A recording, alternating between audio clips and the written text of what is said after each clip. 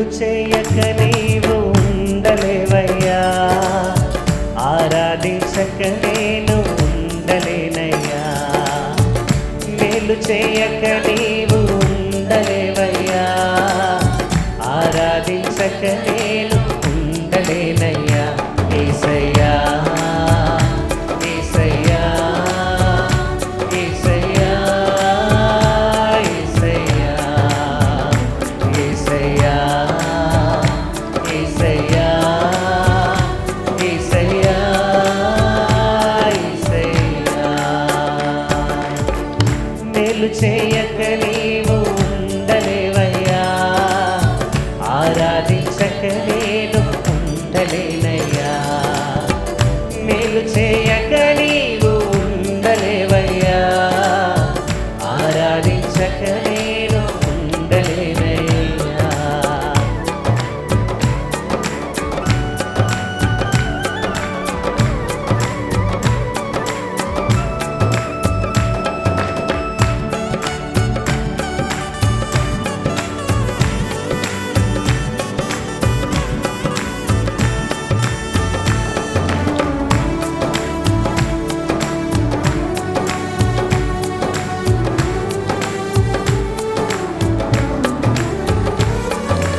నిన్ను నమ్మినట్లు నేను వేరే ఎవరిని నమ్మలేదయ్యా.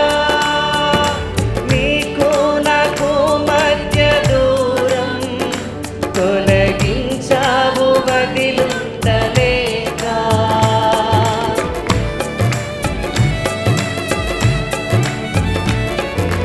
నిన్ను నమ్మినట్లు నేను వేరే ఎవరిని నమ్మలేదయ్యా. నీకు నాకు మధ్య దూరం తొలగించావు వదిలుండలేక. నా ఆనందం కోరేవాడా, నా ఆశను తీర్చేవాడా.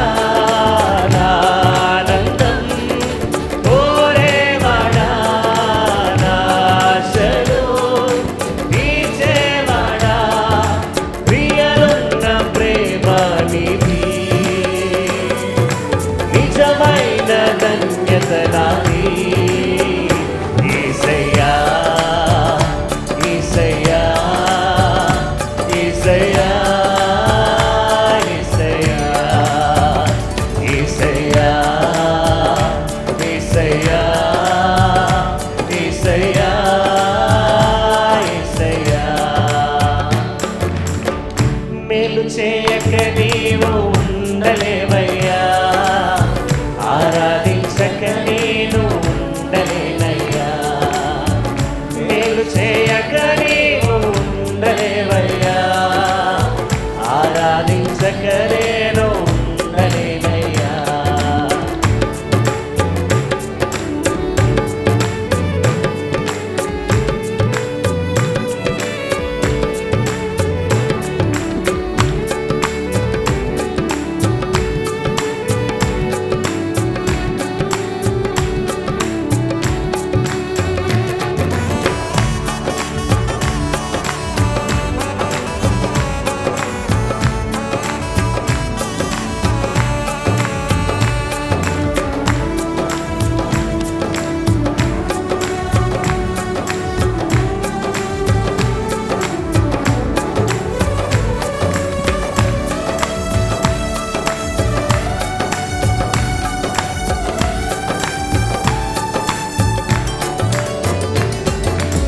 ఆరాధించే వేళలందు నీ హస్తములు తాకాయి నన్ను.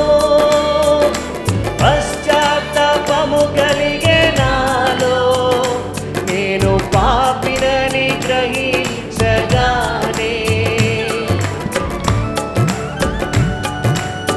అందరూ కలిసి నాతో పాటు ఆరాధించే వేళలందు నీ హస్తములు తాకాయి నన్ను.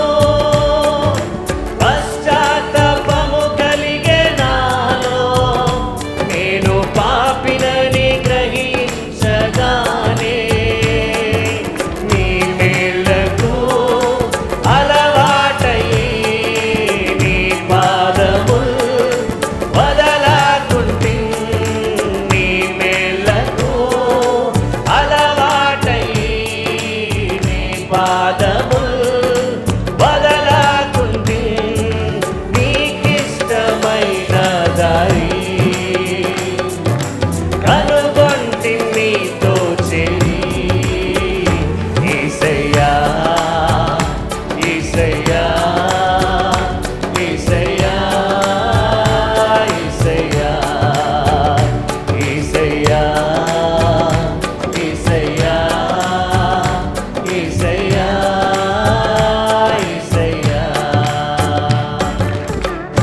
మేలు చేయక నీవు ఉండలేవయ్యా, ఆరాధించక నేను ఉండలేనయ్యా.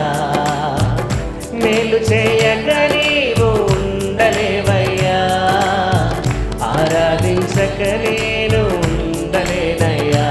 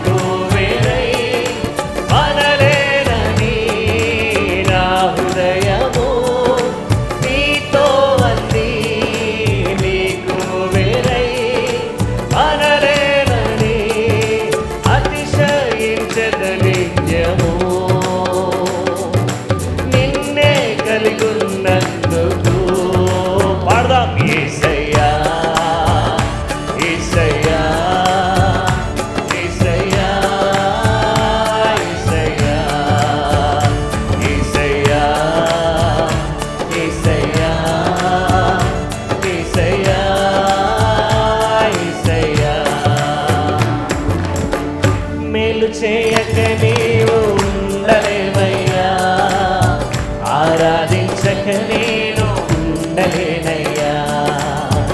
మేలు చేయక నీవు ఉండలేవయ్యా, ఆరాధించక నేను ఉండలేనయ్యా. యేసయ్యా యేసయ్యా యేసయ్యా యేసయ్యా యేసయ్యా యేసయ్యా. బిగ్గరగా స్వరమెత్తి సంగమంతా యేసయ్యా యేసయ్యా యేసయ్యా యేసయ్యా యేసయ్యా యేసయ్యా యేసయ్యా యేసయ్యా.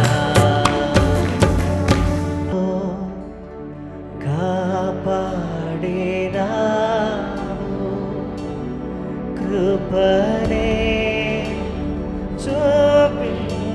చూపించినావు, దయతో కాపాడినావు కృపనే చూపించినావు. మరొకసారి దయతో కాపాడినావు కృపనే చూపించినావు. నేనునే మరువనేసు, నేనునే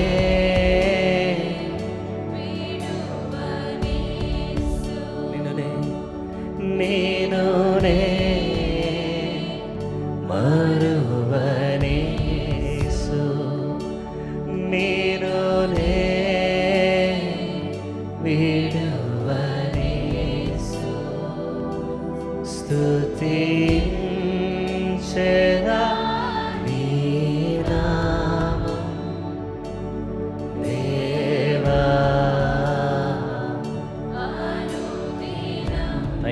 Jesus. స్తుతించెదా నీ నామం దేవా.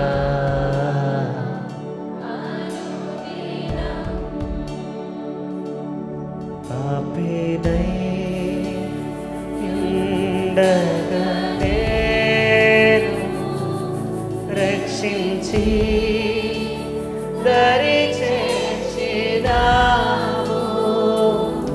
పాపినై ఉండగా నేను రక్షించి దరి చేర్చినావు.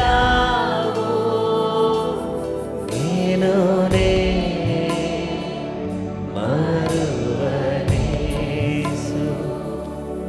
నేను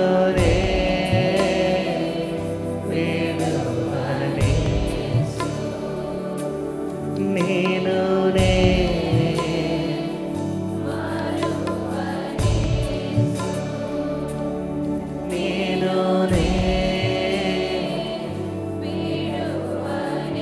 సగమంతా మీ చేతులని వైపు చాపి స్తుతించెదా నీ నామం దేవా. Oh, we worship you, Lord. స్తుతించెదా నీ నామం దేవా.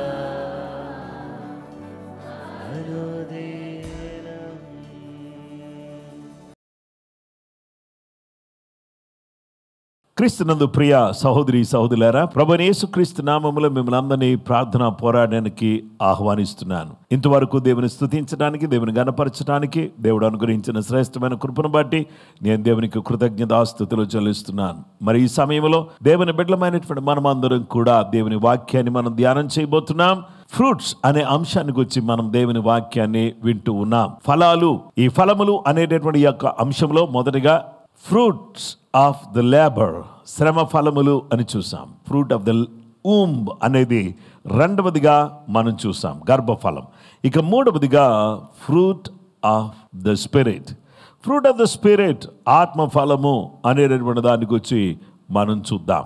యాకోబు పత్రిక 3:17 అయితే పైనుండి వచ్చే జ్ఞానం మొట్టమొదట పవిత్రమైనది, తరువాత సమాధానకరమైనది, మృదువైనది, సులభంగా లోబడినది, కనికరముతోనూ మంచి ఫలములతోనూ నిండుకొనినది, పక్షపాతమైనను వేషధారణయైనను లేనిదియునై ఉన్నది. మంచి ఫలములతో, ఏ జ్ఞానమైతే పైనుంచి వచ్చిందో ఆ జ్ఞానం మంచి ఫలములతో నిండుకొనినది అని చెప్పి దేవుని వాక్యం సెలవిస్తూ ఉంది. ప్రియ సహోదరి సహోదరులారా, యేసుక్రీస్తు ప్రభువారు ఈ భూలోకంలో ఉన్నప్పుడు ఆయన ఒక అద్భుతమైనటువంటి ఉపమానం చెప్పాడు. 4 స్థలాలను గురించి ఆయన మాట్లాడాడు. మొదటగా త్రోవ ప్రక్కనటువంటి స్థలం, రెండవది రాతి నేల, మూడవది ముండ్ల పొద, 4వది మంచి నేల. ఈ 4 గురించి కూడా యేసుక్రీస్తు ప్రభువారు చెప్పినప్పుడు త్రోవ పక్కన పడినటువంటి విత్తనాలు పక్షులు వచ్చి ఎత్తుకుని పోతున్నాయి అని చెప్పేసి అని అన్నాడు. అయితే దేవునికి స్తోత్రం. అలాగే వాక్యం విన్న తర్వాత పక్షులు వచ్చి ఎత్తుకుని పోయినట్టుగానే దుష్టుడు వచ్చి ఆ వాక్యాన్ని ఎత్తుకుని వెళ్ళిపోతున్నాడు, అందుకని వీళ్ళు ఫలించట్లేదు అని మొదటి రకమైనటువంటి నేలను గురించి చెప్పాడు. ఇక రెండవ రకమైనటువంటి నేల చూస్తే చాలా చక్కగా కనబడుతుంది. వెంటనే విత్తనాలు చల్లగానే చక్కగా మొలిచాయి. కాస్త ఎండరాగానే అవి ఏమైపోయాయంటే మాడిపోయాయి. అంటే దేవుని బిడ్డలారా, వాక్యం విని చాలామంది అబ్బా what a wonderful message, what a great message అని చెప్పేసి అని చెప్పొచ్చు. కానీ వాళ్ళ జీవితంలో జరిగేటటువంటిది ఏంటంటే కొంచెం శోధన, కొంచెం శ్రమ, కొంచెం ఇబ్బంది, కొంచెం కష్టం రాగానే అబ్బా ఏం దేవుడు అని ఆ దేవుని విడిచిపెట్టి ఆధ్యాత్మికంగా చచ్చిపోయే పరిస్థితులకు వెళ్ళిపోతారు, వాళ్ళు ఫలించరు. ఇక మూడవది ముండ్ల పొదలో పడినటువంటి విత్తనాలు. ఈ విత్తనాలను గురించి మనం చూస్తే అవి మొలిచాయి, అవి పెరుగుతున్నాయి. కానీ ఈ ముండ్ల పొదలు ఏం చేశాయంటే ఆ ముండ్ల పొదలు ఎదగకుండా ఆ మొక్కలను ఏం చేస్తున్నాయంటే అణిచివేస్తున్నాయి. అలాగే కొంతమంది జీవితంలో వాక్యం వింటారు, చక్కగా ఎదుగుతూ ఉంటారు. ఐహిక విచారాలు, ధనమోసము అనేటటువంటి వాళ్ళ జీవితంలో వాళ్ళని అణిచివేస్తూ ఉంటాయి. ఇలాగ అణిచివేయటం అనేటటువంటి దాన్ని మనం చూస్తే అణగారిపోయిన స్థితి, దిగజారిపోయిన స్థితి, ఎదగని స్థితి, ఫలాలు లేని స్థితి, ఎప్పటికి కూడా కృంగిపోయిన స్థితిలో కొంతమంది ఉంటారు. అయితే యేసుక్రీస్తు ప్రభువారు చెప్పిన 4వ నెల విషయంలోకి వచ్చేసరికి మత్తయి సువార్త 13వ అధ్యాయం 8వ వచనంలో కొన్ని మంచి నేలను పడి ఒకటి 100 ఒకటి 60 ఒకటి 30 ఫలించెను. దేవునికి స్తోత్రం కలుగునుగాక. Matthew chapter 13 verse 8. But others fell on good ground and yielded a crop, some 100-fold, some 60, some 30. దేవుని వాక్య భాగములు మనం చూస్తే మొదటిగా 100 రెండవదిగా 60, మూడవదిగా 30. మనము లెక్క ఇలా చెప్తాం, 30, 60, 100 అంటాం. కానీ దేవుడు ఏ ఆర్డర్లో వస్తున్నాడంటే అసెండింగ్ ఆర్డర్లో కాకుండా డిసెండింగ్ ఆర్డర్లో వస్తున్నాడు.